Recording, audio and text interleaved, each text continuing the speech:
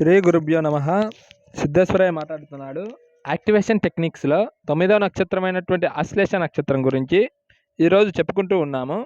ఆశ్లేష నక్షత్రం కర్కాటక రాశిలో ఉన్నటువంటి నక్షత్రం. ఆశ్లేష నక్షత్ర 4 పాదాలు కర్కాటక రాశిలో ఉంటాయి.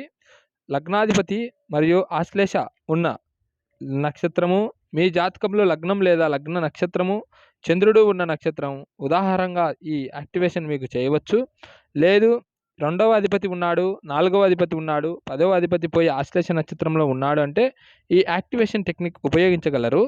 7వ అధిపతి పోయి ఆశ్లేషలో ఉన్న కొన్ని కారణాల వలన యాక్టివేషన్ చేయవచ్చు. వివాహము, ఆలస్య వివాహము మరియు వివాహంలో మార్పులు చేర్పులు, వివాహ సంబంధాలు కుదరకపోవడం, భార్యాభర్తల మధ్య సంబంధాలు, ఇటువంటి సందర్భాలలో 7వ అధిపతిని యాక్టివేషన్ చేయవచ్చు. అది కాకుండా మిగిలిన భావాలను యాక్టివేషన్ చేయడానికి మీకు ఖచ్చితంగా జ్యోతిష్యుని సంప్రదించవలెను. ఒకవేళ మీరు యాక్టివేషన్ చేసినా అంత మంచిది కాదు. జ్యోతిష ప్రస్తావన తెలిసిన అందరూ జ్యోతిష్యులు కారు, మందు గురించి తెలిసిన అందరూ వైద్యులు కాలేరు. అందుకే ఆ విషయాలు మరియు ఈ విషయాలు చాలా విషయాలకు రెసిపీ కానీ విషయాలకు బాగా తెలిసిన వ్యక్తుల యొక్క గైడెన్స్ ఖచ్చితంగా అవసరంగా తీసుకోవాలి. నేను చెప్పిన ఈ భావాలను మీరు ట్రై చేయండి, యాక్టివేషన్ చేయడానికి ప్రయత్నం చేయండి. ఆశ్లేష అనేది సహజంగా బుధుని యొక్క నక్షత్రం అయిన చంద్రుడి ఆధిపత్యానికి లోపల ఉన్న నక్షత్రం కనుక ఈ విధంగా చూస్తే బుధుడు చంద్రుడు కలయికగా మనం అర్థం చేసుకునే విధంగా ఉంటుంది. చంద్రుని గురించి మీకు అందరికీ తెలుసు. చంద్రుడు అంటే చలనము, చంచలమని. చంచలం అంటే నిలకడ లేని స్థితి అని, టెంప్టేషన్ మరియు బదిలీ, అస్థిరత, వంగదు, అలసిన ఎమోషన్స్, హైలీ సెన్సిటివ్, చేదు అనుభవము, ఇవన్నీ చంద్రుని కారకత్వాల కిందికి వస్తాయి. బుధుడు highly intellectual, communication, analytical, logical thinking. అయితే ఈ బుధ చంద్రుల కలయిక వలన ఎన్ని మంచి ఉన్నాయి, ఎన్ని చెడు ఉన్నాయి అంటే స్థలాన్ని బట్టి మాట్లాడడం, మనిషిని బట్టి నడుచుకోవడం, ఇటువంటి సూచనలు అన్నీ కూడా బుధుడు చెబుతాడు. ఒక సైడ్ ఎక్స్ట్రీమ్ ప్లస్ ఒక ప్రక్కన చంద్రుడు ఇంకొక పక్కన చంద్రునికిలో చేరుకున్నాడు కాబట్టి చంద్రుడు అంటే గుంపు, చంద్రుడు అంటే సమాజంలో గుర్తింపు, పబ్లిక్ ఇంటర్పుట్. ఈ ఒక పక్క ప్లస్ అయినా ఇంకొక పక్క మైనస్గా ఉంటుంది. జాతకునికి ఎక్స్ట్రాడినరీగా లాజికల్ థింకింగ్ అన్నీయు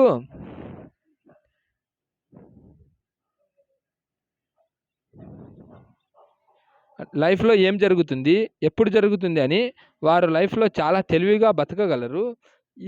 అది ఓవర్కమ్ చేయడం ఈ జాతకులకు చాలా సులభంగా చేయగలరు. ఏ పనైనా వీరు ఓవర్కమ్ చేయాలంటే ఈ ఆశ్లేష నక్షత్రకులకు చాలా సులభము. అయినా చంద్రుడు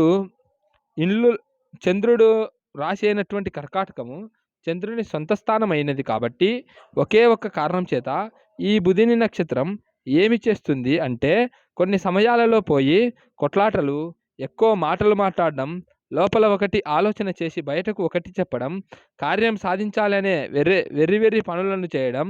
అప్పుడప్పుడు దీనిలో మంచి ఉంటుంది, చెడు ఉంటుంది.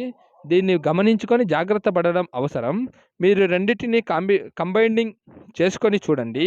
మీ జాతకంలో ఏమి ఉంది అని తెలుసుకోండి. మీ దగ్గర ఏది మంచి ఏది చెడు అని తెలుసుకోండి.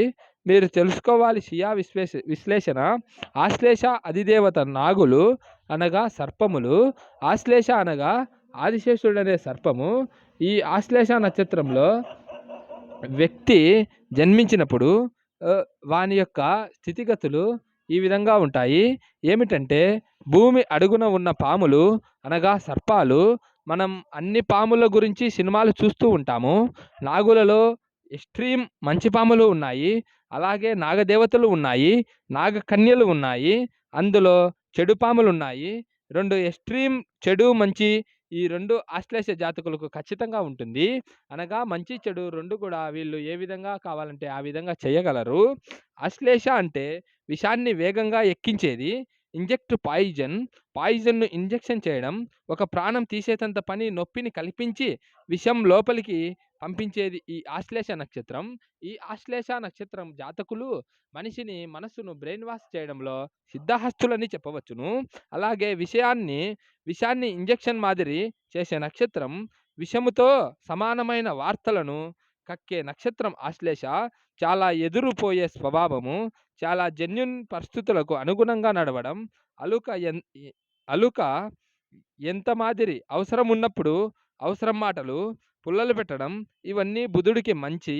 అయితే చంద్రుడితో చేడితే చెడు చేయకుండా మంచి చేయడం జాతకుని యొక్క పరిస్థితి జాతకుని చేతిలో ఉన్నది. కానీ ఆశ్లేష ఎక్కడ యాక్టివేషన్ కావాలి అంటే, ఎక్కడెక్కడ యాక్టివేషన్ కావాలంటే, ఆశ్లేషలో జన్మించిన వ్యక్తులు పాములను చంపకూడదు. ఆ పాములను చంపకుండా విసినప్పుడు వారికి ఆశ్లేష ఆటోమేటికల్లీ యాక్టివేషన్ అవుతుంది. ఈ జాతకులు ముఖ్యంగా పాములను కొట్టకూడదు. చిన్నతనంలో కొట్టినట్లయితే ఖచ్చితంగా సర్పశాంతి, సర్ప సంస్కారం చేయించుకోండి. ఆశ్లేష నక్షత్రానికి సహజంగా సర్పదోషము వాటంతట అవే వచ్చి ఉంటుంది. కర్కాటకం అనగా కర్కోటకుడనే సర్పము, ఆశ్లేష అనగా ఆదిశేషుడు. కర్కోటకుడు, ఆదిశేషుడు కలిసినటువంటి 2 పాముల కలయిక అయినటువంటి ఈ యొక్క నక్షత్రంలో పుట్టినవారు పాములను కొంచెం దైవభక్తులుగా, పాములకు భక్తితో నమస్కరించి పూజా పునస్కారం చేయడం వలన సర్పము వీరికి మంచి చేస్తుంది. అదేవిధంగా పాములను పట్టుకునే వారికి వీరు సహాయం చేయండి. సర్ప ఆరాధన, సర్పానికి సంబంధించిన దేవతలను ఆరాధన చేయండి.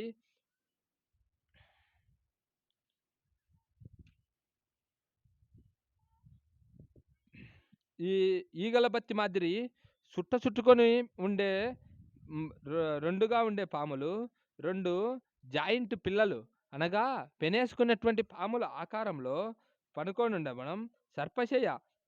పాము పాలకడలిపై ఉన్న ఆదిశేష తల్పంపై ఉన్నటువంటి శ్రీ మహావిష్ణువు. అటువంటి ఫోటోలను ఈ ఆశ్లేష నక్షత్రం రోజు దర్శనం చేసుకోండి. ఉదాహరణకు ఆలూరు కోన రంగనాయక స్వామి, నెల్లూరు రంగనాథ స్వామి, అనంత పద్మనాభ స్వామి ఇటువంటి దేవాలయాలను ఆశ్లేష ఉన్న నక్షత్రం రోజు దర్శించినంత మాత్రం చేత మీకు ఆశ్లేష యాక్టివేషన్ అవుతుంది. ఇది చాలా చాలా విశేషం. గర్భిణీ స్త్రీలు గర్భం కలుగును అంటే నూచారింగ్ క్యారింగ్ అథర్స్ అప్పుడు పాలు, ఊడలు, ధాన్యం ఎవరికైనా దానం ఇవ్వండి. అన్నదానం ఎక్కడైనా చేస్తున్నారంటే మీరు కూడా పాలు పంచుకోండి. ఎక్కడైనా అన్నదానం చేసినప్పుడు పాలును దానంగా ఇవ్వండి. నీల్కురివి, నీలకంఠం పిచ్చుక అనగా చిన్న ఊర పిచ్చుక, దీనిని ఫోటో లేదా వాల్పేపర్గా పెట్టుకోండి. ఈ వాల్పేపర్ పెట్టుకొని దీన్ని తరచూ చూడడం వల్ల మీకు ఆశ్లేష నక్షత్రం యాక్టివేషన్ అవుతుంది. పిల్లి విగ్రహం రాగిలో లేదా ఇత్తడితో చేసినటువంటి పిల్లి విగ్రహాన్ని పెట్టుకోండి. పిల్లిని పెంచుకోండి. పిల్లిని చీపో అని తిట్టకూడదు. పునర్వసు నక్షత్రం మాదిరే ఈ నక్షత్రం ఆశ్లేష సంబంధం పిల్లి ఇవన్నీ చేయడం ఆశ్లేషను కనెక్టివిటీ చేయవచ్చును. పిల్లికి పాలు పోయండి. అమ్మలేని పిల్లలకు మరియు పిల్లులకు చిన్న చిన్న పిల్లులను సాకండి. అమ్మలేని పిల్లలకు మరియు గర్భవతులకు ఆడవారికి తగిన సహాయం చేయండి. గర్భంతో ఉండే జంతువులు ఏమి అయినా వాటిని బాగా చూసుకోండి. వాటికి తగిన వసతి వారికి లేదా ఏదో ఒక టైంలో సేవ చేసి రండి. ఏదో ఒక టైంలో సేవ చేయండి. మీ శరీరంలో డిటాక్సిన్ అనగా విష పదార్థాలు ఎక్కువయ్యి విషమును ఎక్కిస్తాయి. శరీరం లోపల శబ్దం లేకుండా విషం వస్తుంది. అప్పుడు మీ యొక్క రక్త కణాలు కౌంట్ తగ్గి మీకు డెంగ్యూ, మలేరియా, టైఫాయిడ్ అనేటువంటి ఫీవర్ వచ్చే అవకాశం ఉంటుంది. ఈ ఆశ్లేష నక్షత్రంలో పుట్టిన వారికి ఎక్కువ డెంగ్యూకు అనే వ్యాధికి గురి అవుతారు. ఇటువంటి వ్యాధికి గురి అయినప్పుడు మీకు రక్తం మొత్తం చచ్చుబడి చెడిపోయి కొన్ని సందర్భాలలో రక్తం తిరిగి ఎక్కించడం వలన మీరు రక్తం మొత్తం బాడీ నుంచి తీసి కొత్త రక్తం ఎక్కిస్తారు. దీనిని సహజంగా రక్తశుద్ధి కోసం సిద్ధ వైద్యులను సంప్రదించాలి. వారు ఇచ్చిన మందులను వాడడం వలన మీరు మిమ్మల్ని కాపాడుకోవచ్చు. అవి చేయడం వలన రక్తంలోని మలినాలను చెమట రూపంలో మరియు మూత్ర రూపంలో బయటకు విసర్జించబడతాయి. ఆయుర్వేదంలో పంచకర్మ మరియు అని ఒక ప్రక్రియ ఉన్నది. దీనిని నూనెతో చేస్తారు. ఇది సంవత్సరానికి ఒకసారైనా చేసుకోండి. ముఖ్యంగా జులై, ఆగస్టు మధ్యలో మీకు ఈ టైం పీరియడ్‌లో మాత్రం ఖచ్చితంగా చేయించుకోండి. ఆశ్లేష నక్షత్రం రోజు చేయించడం మరీ మరీ మంచిది. ఈ విధంగా విషాన్ని రిమూవ్ చేస్తుంది. హాట్ స్టోన్ థెరపీ చాలా విషయాలను తెలియజేస్తుంది. మనస్సు నిలకడ కోసం, మెంటల్ స్టెబిలిటీ, డిప్రెషన్ అని గూగుల్ చెక్ చేసుకోండి. ఈ గూగుల్‌లో చెక్ చేయడం వల్ల మెంటల్ స్టెబిలిటీ, డిప్రెషన్ పోవాలంటే ఈ ఆశ్లేషను యాక్టివేషన్ చేసుకోండి. అది ఎట్లు అంటే మన ప్రయత్నాలను బట్టి పంపించి వీరి యొక్క ఆలోచనలు అన్నీ పోయి మన మనసు ప్రశాంతంగా వస్తుంది. To send to out all, నువ్వు ఎవరికైనా మనం చూడడానికి అన్నీ బయటకు పంపించేది సెన్సేషన్.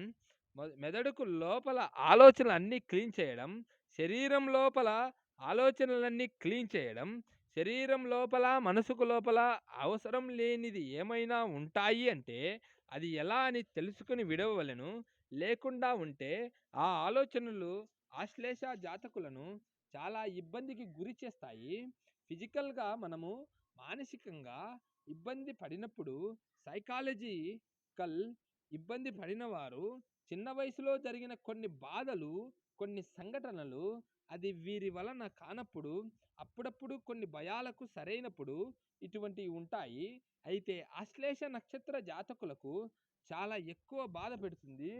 ఎవరికి కూడా ఎవరికైనా పాజిటివ్ బొరిగ్రేట్ థెరపీ బాగా సపోర్ట్ చేస్తుంది. ముఖ్యంగా ఆశ్లేష నక్షత్ర జాతకులు ఒక్కసారి పోయి పోసిలేటెడ్ బ్రిగిటెడ్ థెరపీ అనేది చేసుకోవడం చాలా మంచిది. మీరు త్రూ త్రూట్ ప్రాసెస్ క్లీనింగ్ చేసుకోవాలి. ధ్యానంలో కూర్చొని మీకు ఏమేమి బయటకు పోవాలో అవన్నీ అవి ఏమైనా లెట్ ఇస్ అవుట్ చాలా మంచిది.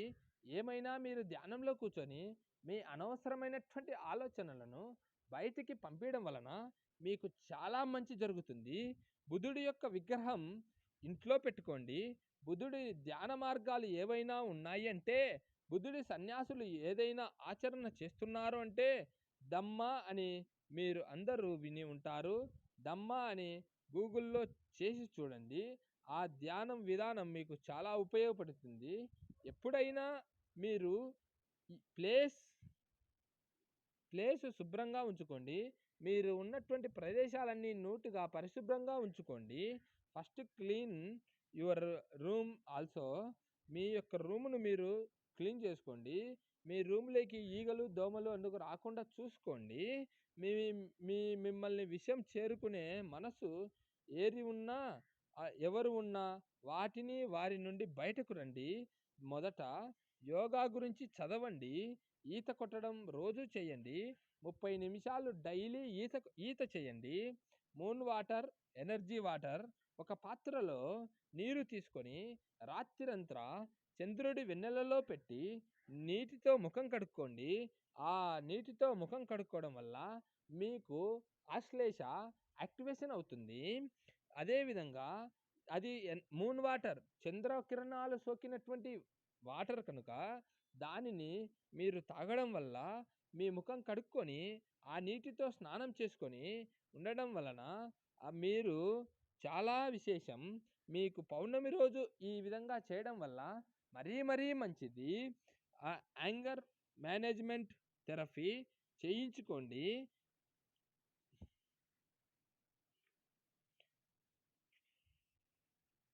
మీరు కర్చీపు వాడండి. ఆశ్లేష నక్షత్రాధిపతి జాతకులు ఏమైనా మాటలు వచ్చాయి అంటే అవి విషం మాదిరిగా లోపలికి వెళ్ళి తాకుతాయి. విషం ఇంజెక్షన్ చేసినట్లు అది వచ్చి అవతల స్వీకరించే వ్యక్తి ఆ మాటలు అంత తొందరగా మర్చిపోరు. అప్పుడు యాంగర్ మేనేజ్మెంట్ థెరపీ ఒక విదేశీ భాష నేర్చుకొని పెట్టుకోండి. సెల్ఫ్ హిప్నోసిస్ ఒకసారి ఇటువంటి ట్రీట్మెంట్ అన్నీ ధ్యానం చేస్తూ ఉంటే అవి వాటికి అవే వస్తూ ఉంటాయి. సెల్ఫ్ సెల్ఫ్ హిప్నోసిస్ అనగా మీకు మీ గురించి మీకే తెలుస్తుంది. ధ్యానం చేయడం వలన మీ లోపల ఉన్న మంచి ఆలోచనలు ఉంచుకొని చెడు ఆలోచనలను బయటకు వదిలివేయడం, ఇవన్నీ సెల్ఫ్ హైపోసిస్ అని చాలా డీప్గా సాధన చేయండి. జీవితంలో మంచిగా బాగుపడండి. ఈ విధంగా చేయడం వలన ఆశ్లేష నక్షత్రం యాక్టివేషన్ అవుతుంది. నేలపై అనగా భూమి మీద ఒక చల్లటి గుడ్డ పరిచి ఆ బట్ట పైన మీరు అలవాటు చేసుకొని కూర్చోండి. అప్పుడు భూమి శక్తిని మీరు గ్రహించగలరు. ఏదైనా డ్రాగన్ విగ్రహం తెచ్చి ఇంట్లో పెట్టుకోండి. డ్రాగన్ బొమ్మలు లేదా ఫోటోలు ఇటువంటి వాటిని మీకు నచ్చితే తీసుకొని ఇంట్లో పెట్టుకోండి. మీరు ఆఫీసు బల్లల పైన, మీ cell phone ring tone wallpaper పైన మరియు మీ ఇంటి గోడ గడియారములలో అమర్చే విధంగా పెట్టుకోండి. ఈ విధంగా పెట్టుకోవడం వలన మీరు ఆశ్లేషను యాక్టివేషన్ చేయొచ్చు. మీకు చుట్టూ ఇంట్లో ఉండేటట్లు పెట్టుకోండి. మాంసాహారాన్ని తగ్గించండి.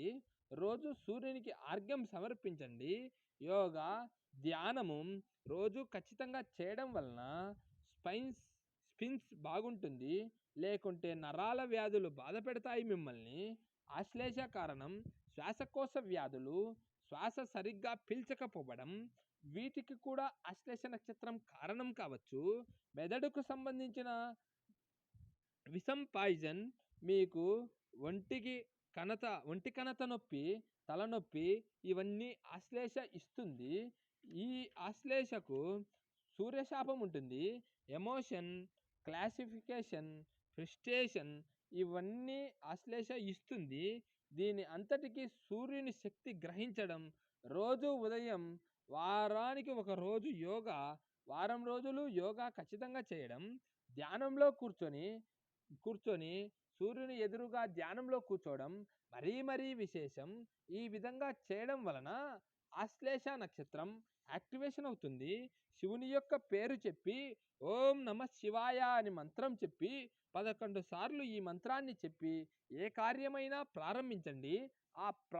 ఆ కార్యము మీకు దిగ్విజయంగా కొనసాగుతుంది.